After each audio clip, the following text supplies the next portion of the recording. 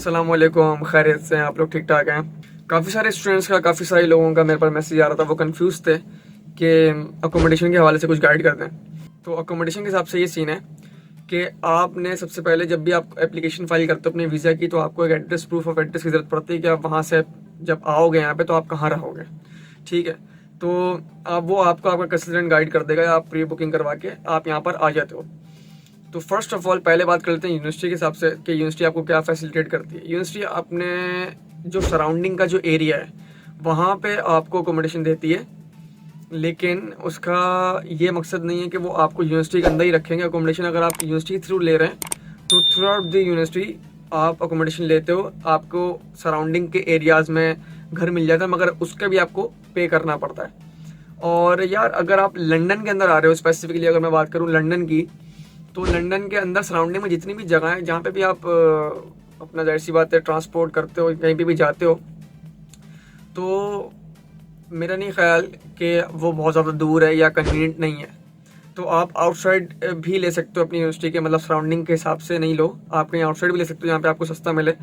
तो central London की अगर मैं बात करूँ तो सेंट्रल लंदन यार महंगा है सॉरी, अच्छा खासा महंगा है। और क्या कहते हैं, अगर आप रूम शेयरिंग पे रहते हो तो आपको 500 पाउंड्स फॉर अ मंथ पड़ेगा। ठीक है और अगर आप कहीं आउटसाइड यानी कि zone 2, zone 3, zone 4, London divide हुआ हुआ है जोन्स के अंदर। ठीक है, तो जोन वाइज रेंट्स होते हैं यहाँ के। तो अगर आप जोन 2 में हो या जोन 3 में हो तो ये आपको थोड़ा सा कम पड़ता है, या फिर आप जोन 4, 5, 6 में हो तो वो ज़्यादा कम पड़ता है। एरिया पे भी डिपेंड करता है। ठीक है, तो आप अगर रूम शेयरिंग पे रह रहे हो किसी के साथ तो 500 पाउंड आपको देने हैं। और ऐसा नहीं है कि आप सिर्फ 2 लोग रह रहे हो, 3 लोग रह रहे हो, वो भी डिपेंड करता है कि उस घर के अंदर कितने रूम्स हैं और कितने लोग रह रहे हैं, और आपको कितना जो है वो रेंट पे करना है। जोन 1 के अंदर कैनरी वॉर्फ आ जाता है, और सेंट्रल लंदन यानी कि पूरा जोन 1 के अंदर है। ठीक है, तो आप वहाँ ना रहो तो ज़्यादा बेहतर है, आउटसाइड जोन 1 रहो तो वो आपको चीप भी पड़ेगा। बहुत सारे स्टूडेंट्स जो है वो जोन 5 में रहते हैं, जोन 4 में रहते हैं, ताकि उनको चीप रेट में मिल जाए। और वो चीप रेट्स कुछ तकरीबन 250 पाउंड 300 पाउंड होते हैं, वो भी शेयर करने पर। और अगर आप अपना खुद से एक अलग रूम लेना चाहते हो, या अगर आप किसी अपने स्पाउस के साथ आ रहे हो, तो आपको तकरीबन 800 पाउंड्स टू 1000 पाउंड्स कॉस्ट पड़ती है एक स्टूडियो फ्लैट की, जो कि काफ़ी बड़ा होता है। और उसमें आपका अटैच बाथ होता है, अपना एक किचन होता है, तो आप इजीली जो है ना वो वहाँ पे रह सकते हो। तो अकोमोडेशन आप प्री बुकिंग भी करवा सकते हो अपनी कंट्री से बैठ के भी, पाकिस्तान से, इंडिया से। वो आपको आपका कंसल्टेंट बता देगा। अगर आपको कोई कन्फ्यूजन हो उसके अंदर भी तो आप मुझसे पूछ सकते हैं। लेकिन अकोमोडेशन जो है वो आप सराउंडिंग में यूनिवर्सिटी की आपको मिल सकती है, मगर ज़्यादा कन्वीनियंट अगर वो आपके लिए नहीं है। क्योंकि यहाँ पर ना रेंट्स आपको तकरीबन यही कोई 300-400-500 पाउंड पड़ेगा, और वही जस्ट लाइक सेंट्रल लंदन। और कन्वीनियंट तो होगा लेकिन महंगा आपको पड़ेगा। तो बहरहाल अकोमोडेशन जो है वो यूनिवर्सिटी आपको फैसिलिटेट ज़रूर करती है, मगर वो चार्जेस लेती है, अपनी सराउंडिंग में ही आपको अकोमोडेशन देती है।